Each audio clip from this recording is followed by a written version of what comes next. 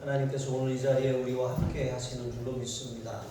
하나님의 은혜와 평강이 여러분의 삶에 함께 하시기를 주님의 이름으로 축복합니다. 오늘은 1517년 10월 31일 마틴 루터에 의해서 시작된 그 종교개혁, 그것을 기념하는 종교개혁 기념주일입니다. 이제 이 교황의 권위보다 하나님의 말씀, 오직 성서, 오직 예수 그리스도를 믿는 믿음으로 구원받고 또 의롭게 된다라고 하는 것을 이제 이 선포하는 것, 그것이 바로 이제 종교개혁의 정신이라고 할 수가 있습니다. 면죄부 판매에 저항하여서 95개조의 그런 반박문을 붙인 것을 시작으로 시작된 그 종교개혁이 500년 넘게 우리가 교회 개혁의 정신으로 이어받고 있습니다. 여러분, 개혁은 나로부터 시작됩니다. 어떤 주변이 변하고 환경이 변하고 또 다른 사람이 변할 것이 아니라 내가 변하면 모든 변화의 불씨가 되고 씨앗이 되는 줄로 믿습니다. 저와 여러분이 그 변화의 주인공이 되시기를 주님의 이름으로 축복합니다. 자, 오늘은 손으로 악을 이기라 라고 하는 제목으로 말씀을 전하겠습니다. 구원받은 우리는 저주하는 사람이 아니라, 저주의 통로가 아니라 축복의 통로인 줄로 믿습니다. 14절에 보시면 바울은 이전까지 구원받은 자, 그러니까 믿음으로 우리가 의롭다함을 얻는다, 구원을 받는다라고 하는 것을 전했어요. 믿음으로 구원받은 우리가 그러면 이제 어떻게 살아야 하는지, 이제 그것을 이제 로마서 12장부터 16장까지 이제 전하고 있는 것입니다. 그래서 12장은 그러므로 라고 이렇게 시작한다고 어제 말씀을 드렸습니다. 그런데 이 구원받은 자의 삶은 먼저 믿음 안에 있는 형제들을 우리가 사랑하는 것, 여러분, 그것을 명령하고 있는 것이죠. 그런데 바울은 여기서 더 나아가서 이제는 구원받은 믿음의 형제들 뿐만 아니라 원수조차도 사랑하라고, 그것이 우리 구원받은 사람의 그런 책임이고 또 합당한 삶이라고 말씀하고 있는 것입니다. 나를 핍박하는 사람들, 그러한 사람들에 대해서 내가 같이 대갚아 주겠다, 이런 마음을 품는 것이 아니라 그 사람들을 용서하고 오히려 축복하면서 살아가라고 하는 것이죠. 이제 어떤 분은 이것을 그리스도인의 반대 정신이라고 말했습니다. 여러분, 우리가 대갚아 주는 것, 나에게 못되게 굴고 악한 말을 하고 나를 힘들게 하고 괴롭히고 핍박하는 사람들에게 되갚아 주는 것, 이것은 마귀에게 지는 거예요. 악으로 악을 이길 수가 없습니다. 더 큰 악을 불러올 뿐입니다. 보복은 더 큰 보복을 불러오는 것이죠. 그런데 우리 그리스도인이 악을 이기는 비결은 선입니다. 선한 능력을 힘입을 때에 그 선한 능력이 악을 이길 수 있음을 믿습니다. 구원받은 우리 안에는 선한 능력이 들어와 있어요. 예수님이 주와 그리스도로 우리가 고백하는 그 순간 주님의 영, 성령께서 우리 안에, 여러분 안에 들어와 계시기 때문에 우리는 성령의 음성을 들을 수가 있습니다. 우리 안에는 여전히 아담의 부패한 본성이 남아있지만 우리는 더 이상 본성을 따르지 않고 또 하나님의 성령의 인도함을 따르기로 선택할 수가 있습니다. 전에 구원받기 전에는 이 아담의 부패한 본성이 우리를 장악하고 또 마귀가 우리에 대한 권위를 행사하고 있었어요. 죄를 짓고 싶지 않아도 어쩔 수가 없었습니다. 그런데 구원받은 이후에는 우리가 선택할 수 있는 그런 이 자유가 있습니다. 구원받은 자의 자유인 것이죠. 죄를 지을 수도 있고 거부할 수도 있습니다. 거부하면 이 마귀는 대적하면 떠나갑니다. 그런데 우리가 문을 열어주면 마귀가 우리에게 권리를 행사하는 것이죠.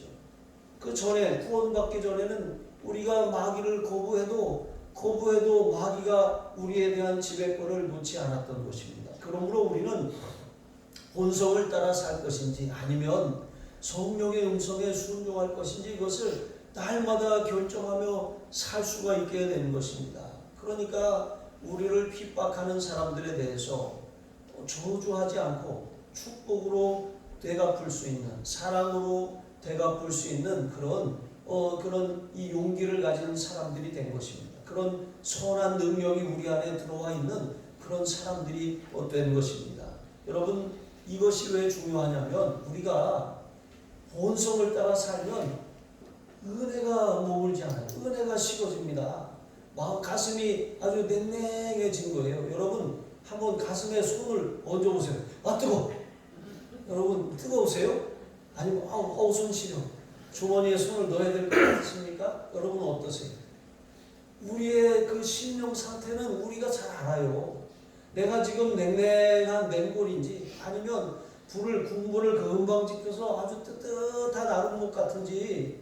저희 할머니의 부엌이 따로 있었어요. 어머니의 부엌이 있고 할머니의 부엌이 있는데 어머니의 부엌은 좀 개량된 부엌이고 할머니의 부엌은 재래식 부엌이에요. 그 재래식 부엌은 불 때는 부뚜막이 있었어요. 근데 그 할머니가 굉장히 우상 숭배를 많이 하셨었는데 거기 막 물도 떠놓고 거기다 빌고 또 그렇게 하시기도 하셨어요.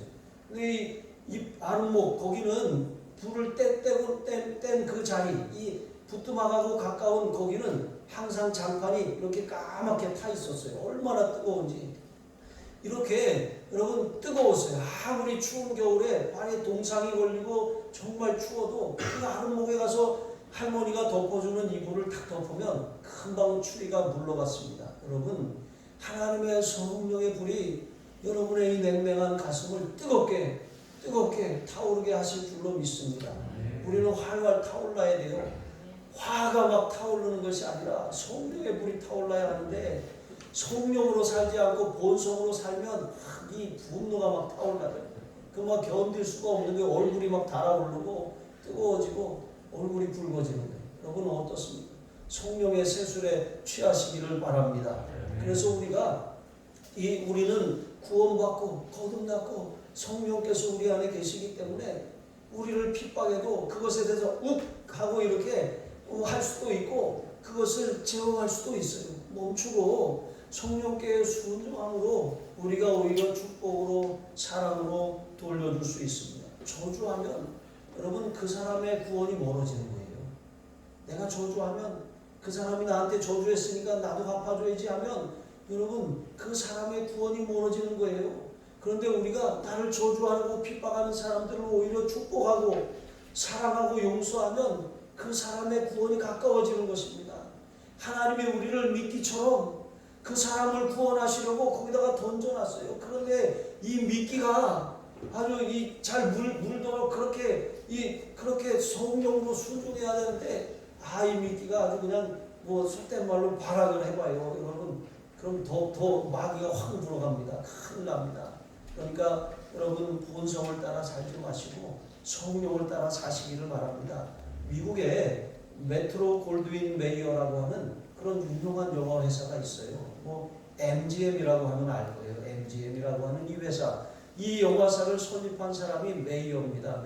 이 메이어라고 하는 사람이 어렸을 때 이제 친구와 아주 심하게 다투고 아주 분을 참지 못해서 분통을 터뜨리며 집에 와서도 어머니가 계시는데 막 친구에 대한 욕과 저주를 퍼부었어요. 그러니까 어머니가 이 메이어를 데리고 아들아 잠깐 나가서 바람 좀 쐬자 하면서 갔어요. 그리고 산에 올라갔어요. 산에 올라가서 아들한테 야 여기서 네 친구한테 그 화난 마음을 다 쏟아놔. 그랬더니 이 나쁜 놈아, 이 못된 놈아, 이 죽일 놈아 하고 막 쏟아놨어요.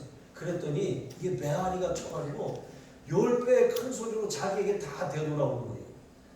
그래서 어머니가 이번에는 야 이제는 친구한테 하나님이 너를 축복하신다. 친구야 사랑한다. 용서한다. 고맙다. 이렇게 말하라고 했어요. 그랬더니 메아리가 돼가지고 10배 그런 축복으로 자기에게 돌아왔어요. 이때 이 아들이 큰 교훈을 얻었습니다. 그가 평생에 내가 다른 사람을 축복하면 그 축복이 나에게 10배로 돌아오지만 내가 다른 사람들을 저주하면 그 저주가 나한테 10배로 돌아온다. 이런 마음가짐을 가지고 그렇게 살았더니 그가 MGM이라고 하는 그런 엄청난 영화회사를 그렇게 일으킬 수가 있었습니다. 여러분 어떻게 아시겠습니까? 형제나 성경에도 원수가 집안 식구라 그러잖아요. 가장 가까운 사람이 분을 일으키고 또 교회 안에서도 이 같은 성도 한 가족이잖아요. 성령 안에서. 근데 성도 안에서도 분을 일으키고 밖에 나가서 이렇게 뭐 다투고 왔으면 괜찮은데 이 자기들 형제끼리 가족끼리 이렇게 성도끼리 그러면 여러분 이 감정적으로 막 상하니까 그러면 나 교회 안 나가, 나 기도 안 해 이러잖아요. 여러분 그것은 하나님 앞에 우리가 손해가 나는 거예요. 은혜가 닫혀버리잖아요. 항상 우리는 분을 내어도 저녁 때까지 그걸 불을 품지 말아야 돼. 빨리 털어버리고 회개할 죄가 있으면 빨리 회개해버리고 이것이 마음의 앙금으로 남아있지 않게 해야 되는 것입니다. 우리 예찬이네 강아지 이름이 앙금이더라고요. 근데 그 앙금이 아니래요. 팥앙금이지. 이 앙금이라고 하는 게 우리 안에는 절대로 남으면 안 돼요. 앙금이 남아있으면 여러분 우리 마음에 은혜가 막혀요. 은혜가 떠나가고 마는 것입니다. 그러므로 어떤 조그만 죄악이라도 우리 마음에 남아있지 않도록, 또 내가 저지른 죄악이 아니고 다른 사람이 나에게 준 그 상처 때문에 내가 내 마음에 이렇게 은혜가 들어올 통로를 막지 않도록 우리 자신을 잘 관리하시기를 바랍니다. 나만 손해예요. 나만 손해. 여러분 제가 그랬잖아요. 밥 안 먹어. 그러면 그래 먹지 마라 이 녀석아. 네 배가 고프지 내 배가 고프냐. 저희 어머니가 늘 하던 말씀이 있습니다. 그래서 저는 화가 나더라도 막 계속 품지 않고 이 화를 계속 담고 있으면 내가 손해지 하고 이렇게 털어버리는 것입니다. 여러분 이렇게 저주하지 않고 축복하면 원수조차도 친구로 바꿔놓는 그런 영적인 원리고 비결입니다. 여러분은 저주의 통로입니까? 축복의 통로입니까?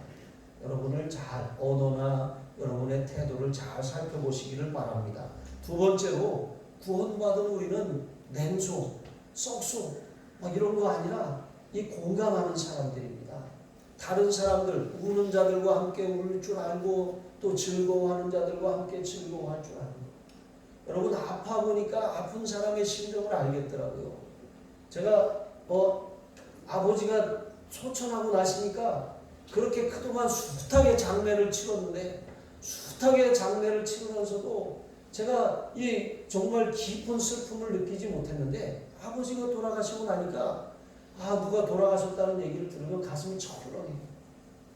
제 마음에 다시 슬픔이 막 올라오는 것 같아서 그 소식 듣기가 제일 아직까지는 그게 쉽지가 않은 것입니다.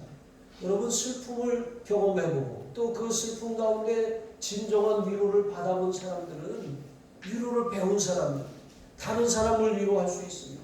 내가 즐겁고 행복하고 기쁜 일을 만났는데 누가 진심으로 와서 축하해주면 그 축하해준 그 마음을 잊지를 못해요. 그러면 다른 사람도 이런 기분이겠구나. 이날이 정말 인생에서 최고로 행복한 날이겠구나. 이런 마음을 가지고 우리가 가서 축하해주고 즐거워해줄 수가 있는 것입니다.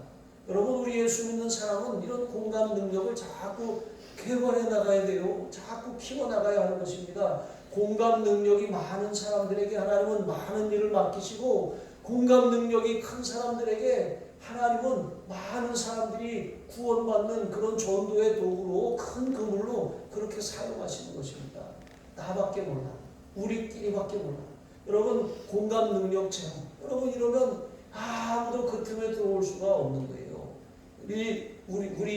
우리가 그 교회 안에는 우리 같은 성씨들이 많으시잖아요. 같은 가족도 많잖아요. 그런데 또 여기 보면은 각자 또 사는 형편도 다 달라요. 직업도 달라요. 살아온 환경도 달라요. 가정 형편도 다 달라요. 모든 게 다 달라요. 같은 사람이 없습니다. 저는 경기도 사람이에요. 경기도 사람. 근데 아내는 충청도 청양 사람이에요. 완전히 달라요. 저는 엄청 급한데 이 충청도 사람들은 엄청 느린 줄 알았더니 느린 척하면서 더 급하더라고요. 근데 제가 이렇게 그러니까 다르다는 거예요. 정말 달라요. 이렇게 다른데 또 대전하고 또 천안이 또 다르더라고요. 대전에서 운전할 때는 신호가 바뀌어서 안 가면 크락션을 안 눌러요. 사람들이 기다려요. 그냥 가겠죠 하고 안 가요. 근데 천안에 오니까 그냥 1초라도 늦으면 빵! 빵! 이렇게 해서 이렇게 처음에는 그게 적응이 안 되더라고요. 그런데 어느 순간 보니까 저도 그러고 있더라고요. 그래서 이게 세상이 그렇다고 나도 그렇게 살면 안 되는데 이런 마음이 들었습니다. 여러분 이게 다 달라요. 교회에도 다 모든 사람들이 다 달라요. 그런데 교회 안에 들어올 때는 다 내려놓고 오는 거예요. 저 문 앞에다 다 내려놓고 와요. 우리는 누구의 가족, 누구의 친구, 누구의 그런 같은 직장, 누구와 그런 이 가족이 아니라 우리는 하나님 안에서 성령 안에서 가족이에요. 한 가족입니다. 그래서 교회 안에서는 누구 언니, 누구 오빠, 누구 형님 이런 거 하지 마세요. 교회 안에서는 누구 집사님, 권사님, 예, 우리 뭐 이렇게 부르세요. 여러분 천주교회는 자매님, 형제님 이렇게 부르잖아요. 근데 이게 자매님, 형제님 예전에 우리 이 개신교회도 그렇게 부르는 그런 문화가 있었는데 이게 조금 어색해요. 이게 잘 부르기가 어렵습니다. 그런데 이렇게 부를지언정 여러분 여기는 교회입니다.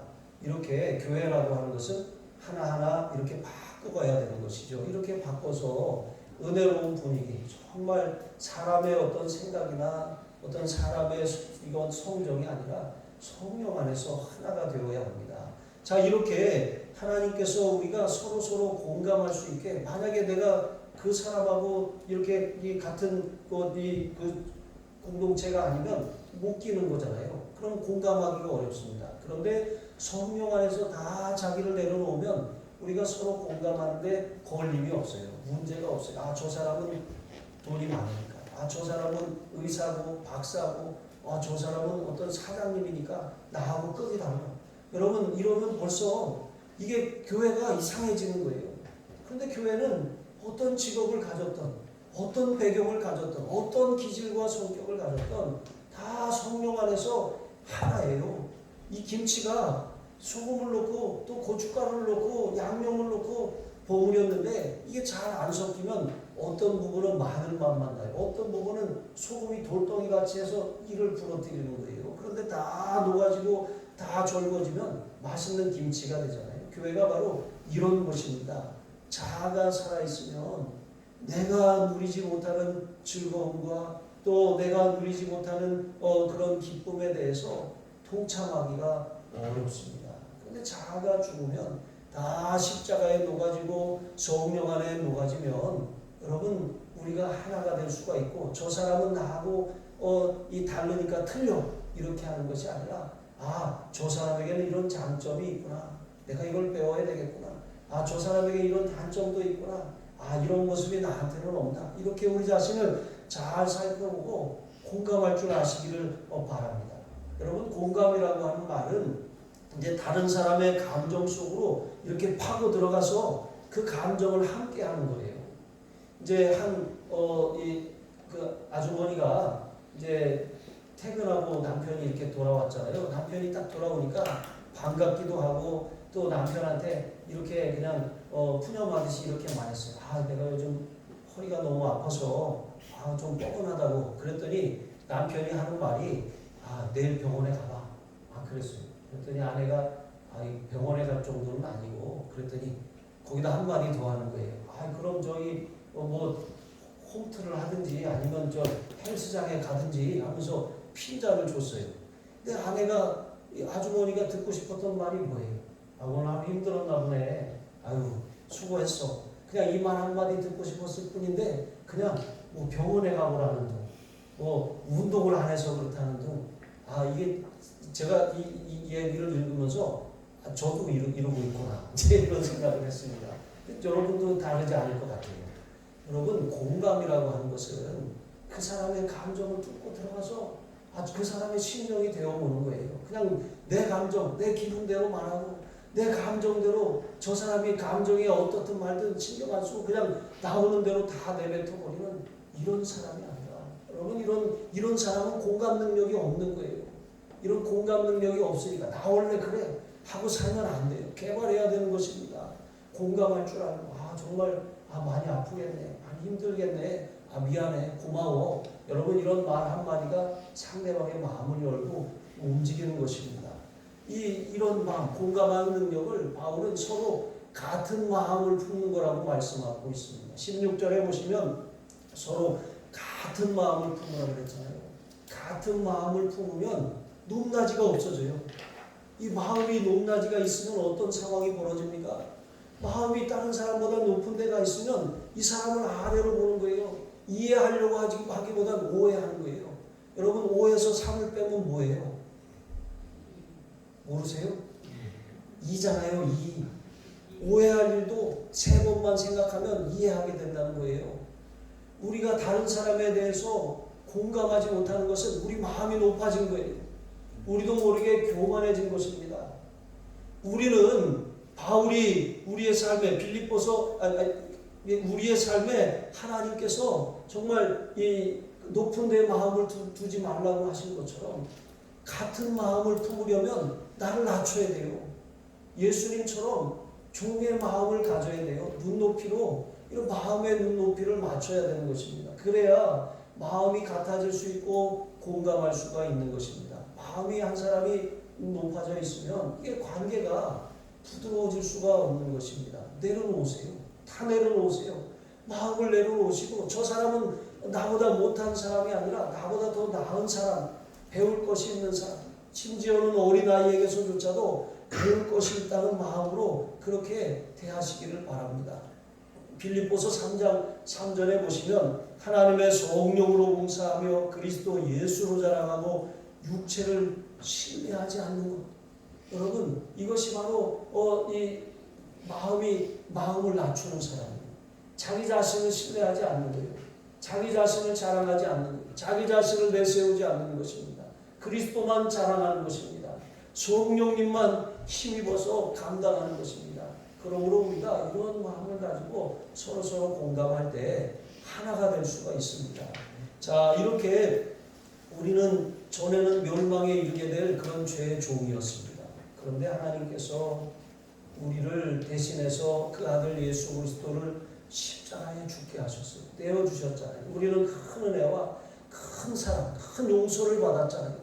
큰 용서를 받았는데 여러분, 우리가 어떤 사람에 대한 그런 미운 마음, 서운한 마음, 용서하지 못하는 마음, 여러분, 그 사람이 나에게 어떤 죽을 죄를 지었습니까? 어떤 큰 일을 저질렀습니까? 원수입니까? 그렇지 않잖아요. 예수님은 원수 같은 나를 위해서도 십자가에서 자기 생명을 내어주셨잖아요. 우리가 그 사랑을 받았잖아요. 예수님이 하나님이시잖아요. 지극히 높은 보좌 위에서 지극히 낙답고 천한 자의 자리에 내려와 앉으셨잖아요. 우리와 같이 되셨잖아요. 우리에게 있는 대제사장은 우리의 연약함을 동정하지 못하신 이가 아니요 우리가 똑같이 시험을 받으시니로되 죄는 없으시니라 말씀하신 것처럼 동정이라고 하는 말, 헬라어로 심파세오라고 하는 이 말은 함께 아파한다는 말이에요. 함께 즐거워하고 함께 아파할 줄 아는 공감하는 마음이라고 하는 것입니다. 우리는 공감할 능력이 없어요. 우리는 우리의 기질상 말을 먼저 좋게 하기가 어려운 사람이에요. 하지만 선한 능력이 우리 안에 있다고 했잖아요. 예수님이 우리의 삶에 선한 능력이 되셨잖아요. 우리가 예수님을 바라보고 나를 바라보지 않고 나를 의지하지 않고 나를 자랑하지 않고 나를 포기하고 나를 내려놓고 예수님을 바라보고 예수님을 자랑하면 예수님의 그 공감 능력이 나의 능력이 되는 것입니다. 십자가를 통해서 다른 사람을 바라보면 용서가 되고 이해가 되고 오해가 풀리는 것 아니겠습니까? 죽기까지 복종하신 예수님처럼 여러분 우리의 마음, 이 같은 마음이 되기 위해서 내 마음이 높아져 있지는 않는지 잘 살펴서 평균을 맞추시는 저와 여러분이 되시기를 바랍니다. 세 번째로 구원받은 성도는 어떤 사람입니까? 보복하지 않고 호의를 베푸는 사람이에요. 아까 말씀드렸던 것처럼 저주하지 않고 축복하는 사람이라고 했잖아요. 말로만 그렇게 하는 것이 아니라 우리가 보복하지 않고 행동으로 그것을 옮겨서 그에게 대갚아주지 않고 한 걸음 더 나아가서 그에게 호의를 베푸는 사람이라고 하는 것입니다. 악에게 지지 말고 선으로 악을 이기라고 말씀하신 그 말씀이 바로 이것입니다. 심판은 하나님께 있어요. 우리는 심판자가 아닙니다. 우리가 심판하고 우리가 정죄하고 우리가 처벌하려고 한다면 우리가 하나님의 자리에 올라서는 거예요. 지난번에도 말씀을 드렸지만 여러분 우리 아담이 하나님을 거역한 것 생명나무 열매를 먹고 살아야 되는데 선악과 열매를 먹었다 그랬잖아요. 생명나무 원리를 따라 하나님께 절대 복종하고 살아야 하는데 선악과를 따먹으면서 하나님처럼 되려고 하는 뱀의 유혹에 넘어갔잖아요. 그가 스스로 선과 악을 재단하고 판단하는 재판관이 되기로 결정한 거잖아요. 여러분 우리가 다른 사람을 선과 악으로 판단하고 다른 사람을 손가락질하고 비판한다면 우리가 하나님의 자리에 앉은 거예요. 우리도 모르게 지금 독사과를 따먹고 있는 거예요. 우리도 모르게 선악과를 먹고서 그 쓴물을 내서 우리의 영혼을 온통 병들게 하고 죽어가게 만드는데 그것을 알지 못하는 거예요. 여러분 우리는 생명나무 열매, 예수님이 생명으로 때 풍성이 없게 하신다고 말씀하신 것처럼 나를 내려놓고 예수님을 바라볼 때 내가 주인이 아니라 예수님이 왕이시고 주인 되심을 날마다 고백하며 살아갈 때 우리는 우리에게서 생명이 흘러가는 거예요. 축복이 흘러가는 것입니다.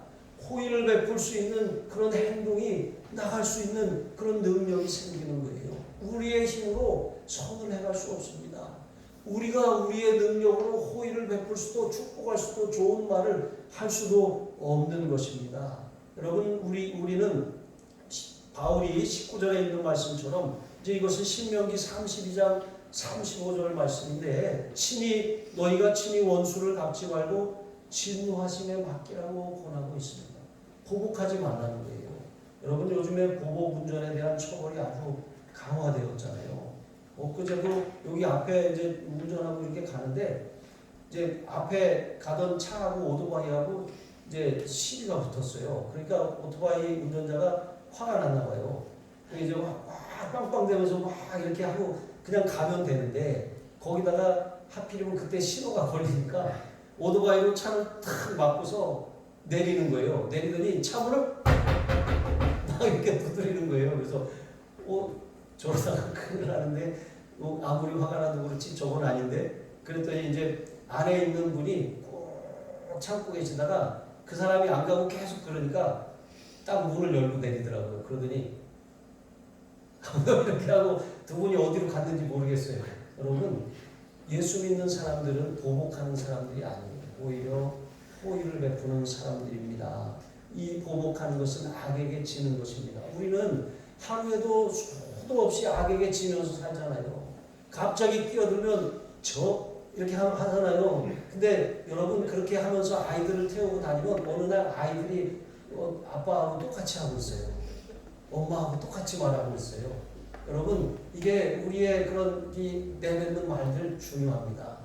우리는 축복하는 사람이지 저주하는 사람이 아니에요. 이 악에게 보복함으로 악에게 당장은 이기는 것 같고 막 쏟아놓으면 통쾌한 것 같잖아요. 아니에요. 이게 마귀가 우리를 넘어뜨리려는 전략에 넘어간 거예요. 우리는 선악과를 따먹은 거예요. 또 우리가 막 가서 재판하고 가서 형벌을 딱 때려가지고 감옥에 가두는 건데 그 사람을 가둔 게 아니에요. 내가 갇힌 것입니다. 내가 거기에 갇혀서 그 감옥에서 헤어나오지 못해요. 천국에 의지 없어서 손들고 옵니다. 회개하기 전까지는 은혜가 없어요. 은혜가 얼마나 기도도 안 되고 답답합니까? 여러분 이렇게 살 이유가 하나도 없어요. 마귀는 어떻게 해서든지 우리의 은혜를 뺏어가려고 현안입니다. 그런데 마귀에게 속아서 하와처럼 선악과를 따먹어서 안 되지 않겠습니까? 생명나무 열매를 먹고 살아야 되는 것입니다. 예수님을 의지하고 예수님을 바라보고 살아야 하는 것입니다. 이거 마귀에게 속지 마시기 바랍니다. 예수님의 방법, 예수님은 어떻게 했습니까? 예수님을 십자가에 달아 죽인 사람들을 바라보면서 아버지여 저들을 사하여 주옵소서. 그들을 위해 기도하지 않았습니까? 여러분 그들의 기도를 통해 예수님의 기도를 통해서 우리가 구원받은 거예요. 예수님의 기도를 통해서 한편 강도가 그가 비록 죽었지만 그의 영혼이 구원을 받은 것입니다. 여러분 이것이 주님의 승리입니다. 예수님께서는 패배하는 것 같았습니다. 그런데 예수님은 죽으셨을 뿐만 아니라 죽으셨다가 성경대로 사흘 만에 부활하셨습니다. 하늘에 승천하셔서 하나님 보좌 우편에 앉아 계십니다. 하나님께서 그 이름을 지극히 높여주셨어요. 모든 이름 위에 뛰어난 이름이 되게 하셨습니다. 모든 무릎을 다 그 앞에 꿇게 하셨습니다. 치는 게 이기는 거예요.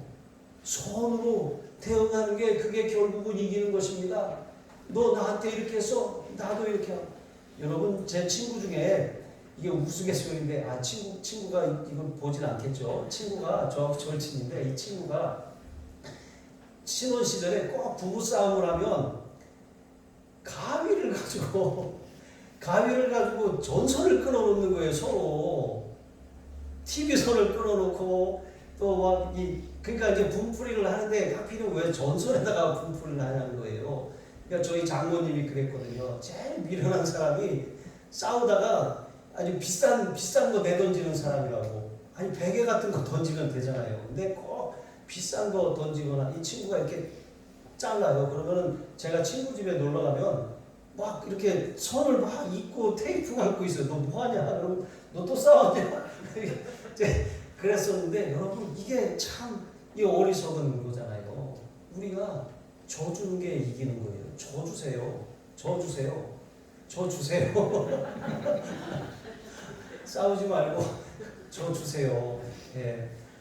자, 주는 나의 피난처라고 하는 그런 그런 책으로 이제 세계 많은 그리스도인들에게 정말 아주 큰 감동을 주었던 이 코리텐봄 여사라고 하는 분이 있습니다. 이분이 2차 세계 대전 중에 이제 유대인들을 숨겨 주었다기 때문에 그것 때문에 그 가족이 다 그렇게 이 끔찍한 라벤스부르크 수용소에 갇혔어요. 거기서 막 끔찍한 고문도 당하고 학대도 당하고 막 벌거벗겨져 갖고 수치도 당하고 그렇게 괴롭힘을 당했는데 그 가운데 간수한 사람이 그렇게 못되게 굴던 그 사람이 있었어요. 근데 이제 전쟁이 끝나고 이제 독일이 항복하고 나서 이제 그 극적으로 풀려났잖아요. 근데 풀려나고 나니까 너무 감사해서 하나님 제가 이 독일 사람들을 용서합니다. 그들에게 용서를 전할 수 있도록 기회를 주세요. 그래가지고 하나님이 이제 그를 통해서 이제 독일 마을들을 곳곳을 다니면서 간증 집회를 하게 하셨어요. 그렇게 이제 간증 집회를 하면서 용서에 대한 메시지를 전하고 용서는 여러분 회개가 전제돼야 되는 거잖아요. 용서하지 않았는데 회개하지 않았는데 용서가 그것이 작동하지 않습니다. 하나님의 용서가 작동되는 원리는 반드시 회개를 통해서인 것입니다. 어떤 이 밀양이라고 하는 영화처럼 용서하지 않았는데 용서받지 않았는데 회개하지 않았는데 용서하는 것 이거 가당치도 않은 것이 이것은 거짓들이에요. 여러분 진리가 아닌 것이죠. 자 이렇게 이 용서를 전하면서 사실 그가 마음에 원했던 것은 회개로 이끄는 거였습니다. 그래서 많은 독일인들이 정말 회개하고 하나님께로 돌아왔어요. 자, 그래서 이 한 사람 한 사람을 이제 끝나고서 악수하고 안아주고 그렇게 용서한다고 그렇게 선언하고 한 사람 한 사람 보내는데 그 끔찍하게 자기를 괴롭히고 자기 언니를 죽음에 이르게 했던 그 원수 같은 놈이 그 간수가 바로 앞에 이렇게 걸어오는 거예요. 그래서 속으로 기도합니다. 하나님, 제가 다른 사람은 다 용서할 수 있어요. 저 인간만큼은 아니에요. 저 사람만큼은 용서할 수 없어요. 저 사람이 어떻게 우리 가정에 우리 언니에게 나에게 어떤 고통을 안겨주었는데 절대 용서할 수 없어요. 그랬습니다. 그랬더니 하나님께서 용서해라, 사랑해라 라고 명령하셨어요. 하나님의 그런 이 절대 명령의 복종에서 이렇게 고백합니다. 하나님, 저는 저 사람을 용서할 수 있는 마음이 없습니다. 용서할 수 있는 능력도 없습니다.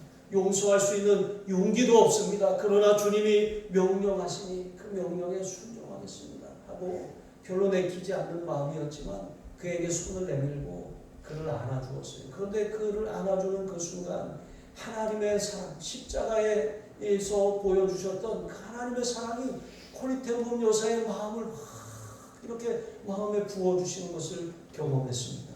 그래서 정말 그 사람을 진심으로 용서하고 그 사람도 진심으로 죄를 뉘우치고 회개하고 구원받을 기회를 얻은 것입니다. 여러분 그렇습니다. 하나님께서는 이 우리의 분한 마음 또 원통한 마음 용서하지 못하는 그 마음을 예수님 십자가에 내려놓기를 원하십니다. 예수님 십자가에 내려놓는 것은 고백하는 거예요. 주님, 분합니다. 원통합니다. 속상합니다. 서운합니다. 이 마음, 저의 이 마음을 저는 어떻게 제어할 수도 주체할 수도 없습니다. 그런데 주님이 저를 위해서 십자가를 지었습니다. 이 마음을 주님께 드립니다. 주님 가져가시고 주님 안에 있는 평안함을, 사랑을, 용서의 마음을 저에게 주시옵소서. 여러분, 그때 여러분의 마음에 이 보혈이 흐르게 되는 것입니다. 모든 아픔과 상처가 씻어지고 모든 고통이 씻어지고 마음의 평안이 오게 되는 줄로 믿습니다. 그때 성령께서 여러분의 마음을 만져주시고 위로해 주시고 그 안에 진정한 회개와 용서의 기적이 일어나게 하실 줄로 믿습니다. 그와 같은 주인공이 되시기를 바랍니다. 보복하지 마세요. 호의를 베푸세요. 축복하세요. 저주하지 마세요. 여러분, 이것이 예수 믿는 사람, 구원받은 사람들의 삶의 방식입니다. 기도하시겠습니다. 하나님 아버지, 저는 용서할 능력이 없습니다. 원망하며 화를 잘 참지 못하여 분을 내는 것에 익숙합니다. 하나님의 마음에 부어주신 사랑을 힘입어 형제와 이웃과 원수까지도 용서하고 사랑하고 축복하며 호의를 베풀기를 원합니다. 나는 할 수 없지만 예수 그리스도 안에 있는 그 선한 능력이 내게 부어질 때 주님, 저는 용서할 수 있습니다. 사랑할 수 있습니다. 축복할 수 있습니다. 호의를 베풀 수 있습니다. 날마다 주님의 사랑의 명령에 순종하여 살게 하시고 본성을 따라 살지 않게 하여 주옵소서. 우리 주 예수 그리스도의 이름으로 기도합니다. 아멘.